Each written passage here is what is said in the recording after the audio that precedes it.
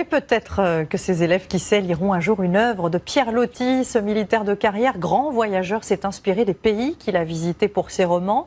Il en a aussi rapporté de somptueux souvenirs. Sa maison à Rochefort est d'ailleurs une sorte de tour du monde en miniature, sauf qu'elle est fermée au public depuis 2012. Il faudrait la rénover. Un appel aux dons a été lancé. Erwan Brem et Mathieu Labéry. C'est l'une des maisons d'écrivains les plus surprenantes qui soit.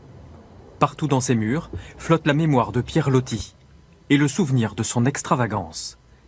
Voici la maison Loti il y a 5 ans, mais aujourd'hui ce n'est plus qu'un chef-d'œuvre en péril.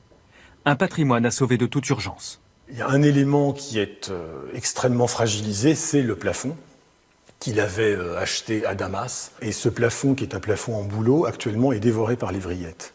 La mosquée, la chambre arabe, le salon Renaissance, la maison Loti a tout d'un palais, riche des décors amassés et créés par l'académicien, l'écrivain, le marin du 19e.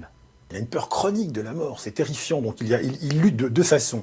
En maintenant son corps, en faisant de la gymnastique, ça c'est une façon de reculer l'échéance de la vieillesse, et puis surtout de créer ces décors qui lui permettent de revivre le passé, d'arrêter le passé.